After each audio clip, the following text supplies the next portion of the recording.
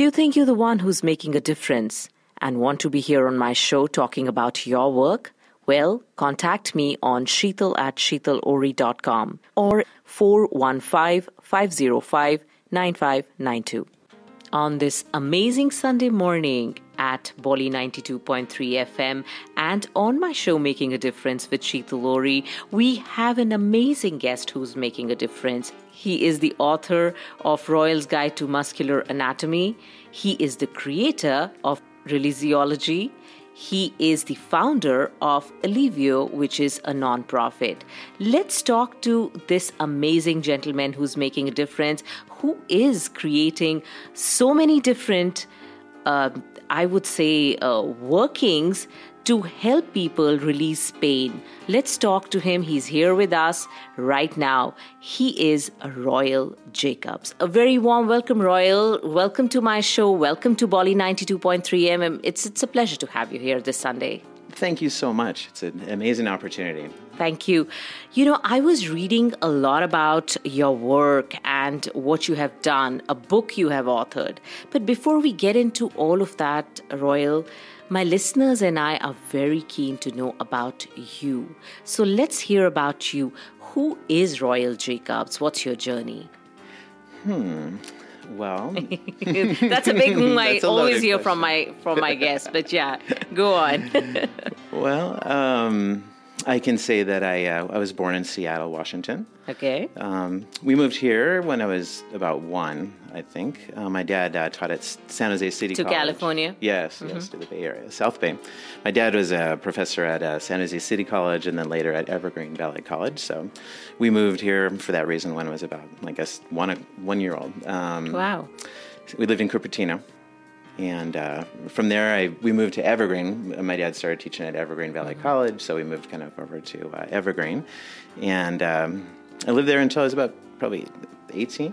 Wow. And then I moved out. I moved to Los Gatos, where I still live. And I've been kind of part of the Los Gatos community ever since then. And that's fantastic. Yeah.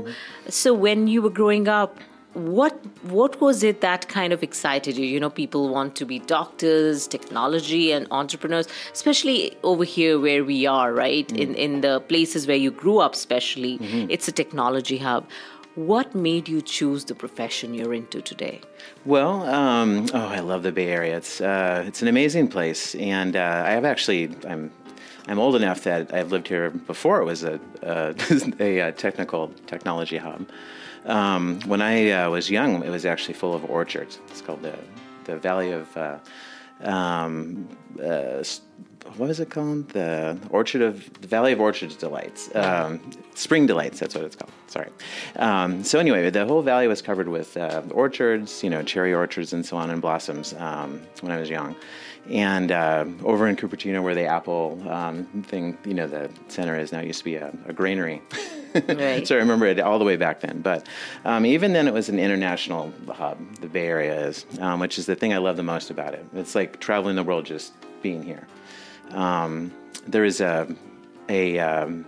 an Arco station near where I lived in Cupertino, and there's a guy who was a Shaolin master, not just a normal someone who practiced it, but had achieved being a master in a monastery in the Philippines. It's a really amazing story with this guy.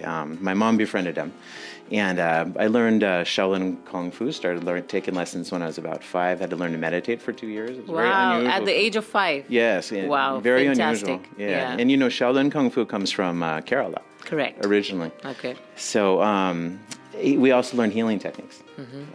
Healing techniques were done on us by our Kung Fu master because you get back injuries and leg injuries and so on. And he would just come over and press on a point and the pain would go away. So that's where I first learned. So you that kind of got your attention when you were at the age of 5 or 6 and you were like, wow. With the touch of hand or healing, healing's done? Just pressure, Pressure points, But at that moment as a kid, you were not really aware of pressure points or anything. For you, probably, what's my master doing here with, just touching us and just making the pain go away? Well, my grandmother, her name is Ruth Hansen. It's a Norwegian in Montana. And she studied reflexology, foot reflexology, with the famous Eunice Ingham, who is the founder of foot reflexology. Okay. Which is a cross-section of Chinese medicine. So my grandmother used to massage our feet when I was as early as I can remember, and she would say things like, "This is your kidney point, your liver point." Wow. And then in the Kung Fu studio, we actually had a Chinese meridian chart, and those charts said kidney, liver, stomach, and so on. And I was like, well, maybe those lines look like the end of the feet. Are those the same as the points in the feet? Wow. So at an early age, I kind of set out to figure that out. I mean, I remember being 7 years old and wondering about that. So anything having to do with the body, I've always been so curious about. I went to Evergreen Valley College, and I took a semester of anatomy, and I took a semester of physiology. It was like a very hungry person finally getting food. Like, I just love everything you could possibly learn about the body. Wow. And then growing up, besides Kung Fu, I also I was into gymnastics. I did that for about 10 years. And I was never like great at gymnastics, but just the, learning about all the different movements of the body, and it was just very fascinating to me. So tell us, when did you open up Releasology? Releasology, well, I used to have a place called the Royal Touch Massage Therapy in Los Gatos. We won best. Okay. We were voted best of in the Los Gatos Weekly Times 4 times. So I trained about 1,000 people, and that led to me writing my book, which we might get to in a bit. But after that, I realized I really wanted to teach a type of body work that was even more refined than what I taught before, where it just isolates the key techniques to release muscles, to release basically functional medical problems. And so I set out to do that after writing my anatomy book, and I had all the graphics and tools I needed to do that. And so I started putting together a website, which is sort of like a web of logic. It's you can put in like any type of pain that you could possibly have, and it'll tell you, okay, these are the muscles that cause that pain, and then this is how to release them. And so our listeners can go onto that website to basically check that out. What is that website called? It's called Releasology.com. Now let me spell it. It's Releasology.com. Got it. Yes. Releasology.com. Yeah. Okay, got it. Listeners, if you want to find out about Royal Jacobs pain management, go on to Releasology.com. And now going back to your book, tell us, how did this come along? I mean, you're learning, you're grasping, and then you're ready to share the knowledge. So is that how Royal's Guide to Muscular Anatomy came along, or was there any specific reason? I mean, definitely all those things. But I actually opened a massage therapy school. It became a state-approved massage therapy school in Cupertino. It was right around the time of 9/11. And like that time, dot bomb and all that stuff. So I was teaching anatomy to my students, and I had to, choose from a variety of different books for them, and none of the books really did what I wanted, which was really good anatomy images with explanations of muscles one at a time. There's a lot of them, but if students take time to learn muscles one at a time and what they do, then they'll really remember them. But the way that they teach it, it's like you just label a chart with 100 muscles on it. And it's just intimidating to students. So I wanted a book like that, and there really wasn't one. So I ended up closing the school and kind of moving on. But I got a hold of Vincent Perez, who is considered to be the world's best living anatomy illustrator, the best in the world. He's still around, thank God. And I met him about 17 years ago. Talked him into working with me to do a book. Wow. It took a lot of talking him into it because he's the world's best. But he agreed that there's no book like that, and he didn't have illustrations of muscles one at a time. So I had to use Photoshop and crop out his single muscle pictures and get one of his bone pictures and his nerve pictures and layer them together correctly. That's what the pictures in this book are. And he finally approved it after 7 years. Visiting him and going, what do you think now? Wow. But we finally got it. So it was a lot of hard work for many, many years before the book got released. Wow, thanks. Thanks for the information. So tell us more about the book. Tell us what can the readers find in it if they buy the book, and where can they buy the book? Well, the book is written in a kind of a conversational tone. It's not. Doctors. There's some doctors that professor and some students at UCLA's medical school right now that said if you want to learn muscular anatomy, you have to have this book. And some of the professors said they learned stuff out of it that they didn't know, and it was great to read it. But it's actually for anybody. Soccer moms love it. It's a book about your body. It's all the muscles in your body one at a time. And so if you're exercising and you want to know just what the name of a muscle is and read about it, read about what it does, what its function is, how to stretch it. It does that. And it's not releaseology. This is just only anatomy. But it kind of cues up, like, okay, this is a muscle you have to release. You can look it up. But it goes through every single muscle in the body, and with each one, I actually do go over what kind of problems that muscle causes too. So it's like a parts guide for your body. And now we have another ace up your sleeve, which we found out recently, which is that you recently have created your own nonprofit called Alivio. Yes. Let's hear about that. Congratulations on the nonprofit, though. Thank you. Alivio is based on kind of a dream I've had for the last couple of years. Over the last 10, 20 years, I've traveled the world, and everywhere I go, it's not just to travel; it's to meet the people and do some healing work if I can by hand, because I don't need any equipment. I can just fix headaches and low back pain just with my hands. And so I've gone to like the Philippines, Tibet. India. I went to India and worked with the famous Swami Satchitananda. Okay. And I got him up and walking. He had wow. low back pain. And they flew me all the way from California to there to work on him. So stuff like that I love doing. I love just going places and fixing people. It feels good, But I went to, when I went to the Philippines and when I went to Colombia, I met kind of it's like a lower income bracket of people that really needed help, and they didn't have access to medical care. Right. And so I went to a famous neighborhood called Comuna 13 in Medellin.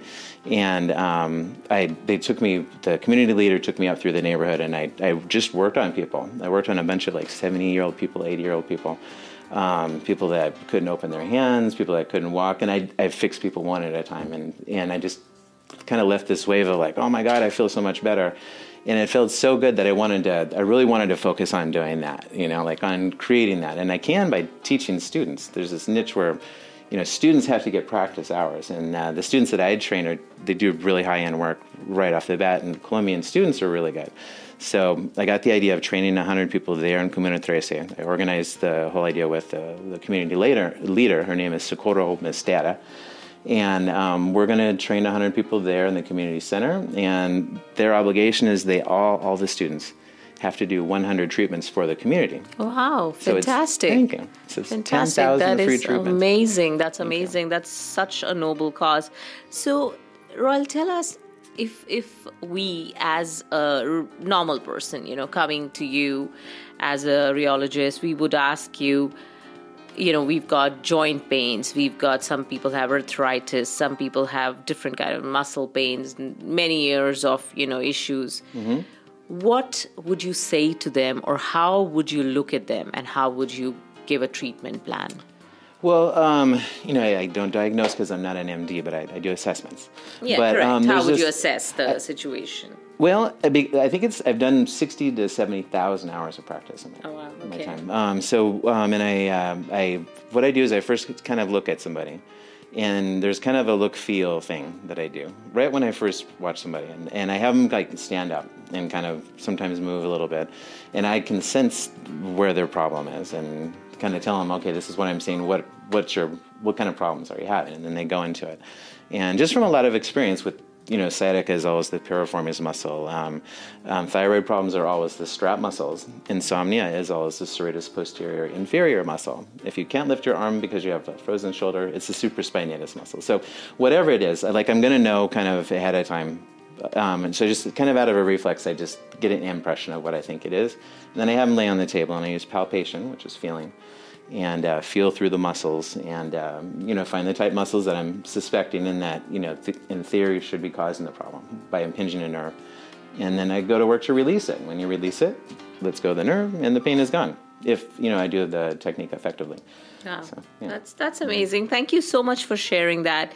So, what are the plans for Alivio in the forthcoming years, or let's say 2023?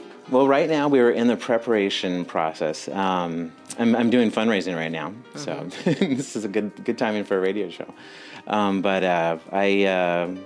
to go back and start this, program of training 100 people. It'll take about 3 months to do. And so you would be in Colombia for these 3 months? Yeah, but probably not until, I'm thinking like towards the end of this year. So it all depends on fundraising. And then you're planning to go to India after, so maybe 2024. Yes. And I want to go to Kerala. There's a specific neighborhood that I'm thinking of. And also the Philippines. There's an island called Bohol. It's near another island called Cebu, and there's a community that I is kind of a target for me. I want to come there. Got it. So you're targeting those communities where they need help. They need help. They need help. Yeah, they don't have the money can't afford. Yeah, and a lot of people can work more efficiently, and I mean, people are obviously a lot happier if their back pain goes away and they can walk and lift their arm. Right. So, understood. Yeah. Understood. So when in Colombia, tell us how did you first chose the place where you went? How did that happen for Elviso?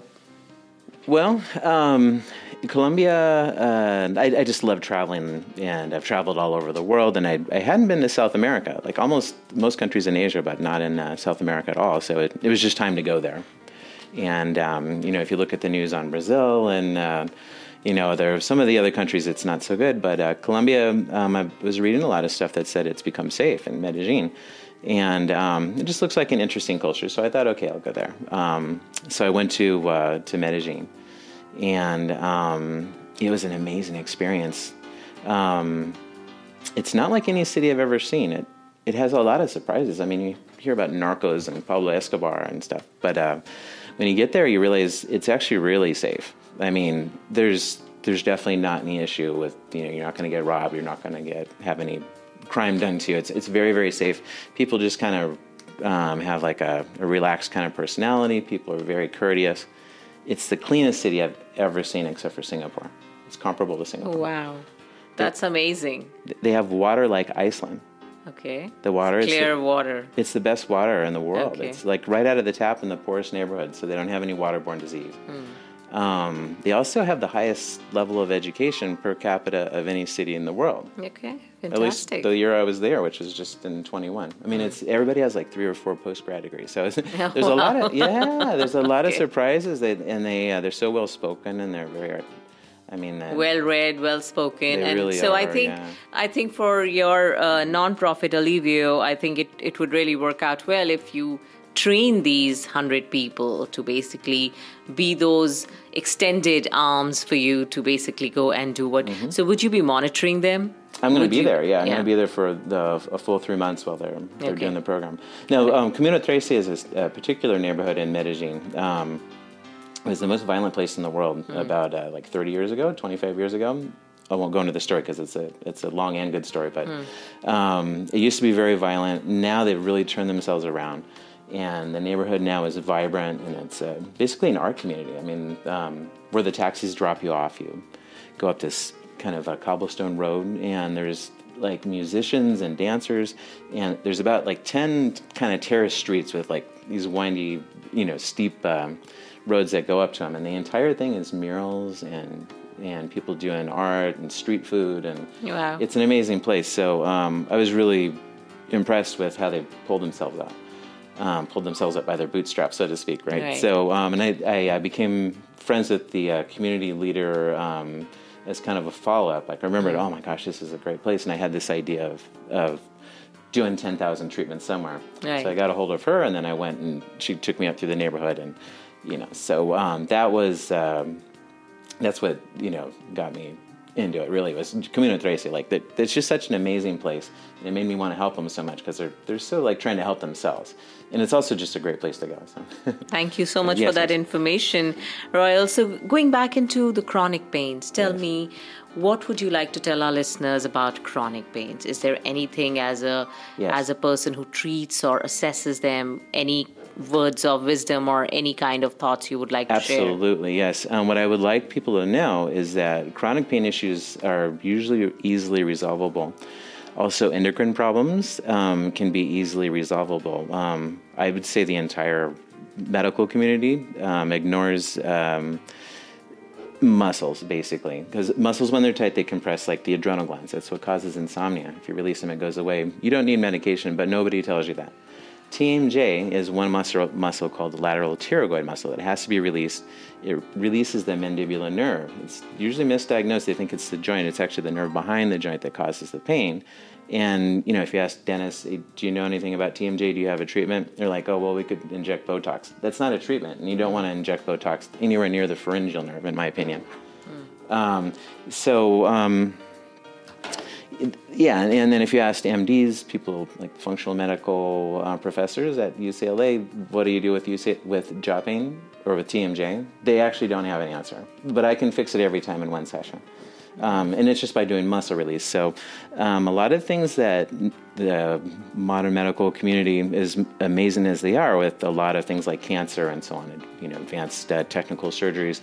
When it comes to basic chronic pain stuff, and I think they admit this, they've sort of lost track of how to deal with it, because you have to use your hands to release pressure points and to get muscles to relax. And this is the root of most problems. I mean, endocrine impingement, nerve impingement anywhere in the body is caused by tight muscles. You have to use pressure points to release them. You're right. If nobody does it, then there's a whole world of treatments that people aren't getting and benefits that people aren't getting. So, and I'm basically an empathic person, and the thing I really want to get across is I hate seeing people suffer. I hate seeing people in pain, and I want people to know there's a way. Find somebody that understands muscles and the kind of pain that you have and which nerve is getting pinched, or which gland might be getting pinched, and find somebody that knows how to release them. And your pain can go away. I mean, so many problems like headaches, carpal tunnel syndrome, knee pain, all kinds of stuff. So, thank you so much for that, Royal. And how can the listeners reach out to you? I can be reached. My website is a great way to reach me, and that's releasology.com. So it's releasology.com. They can call me. I'm at 408-656-7970.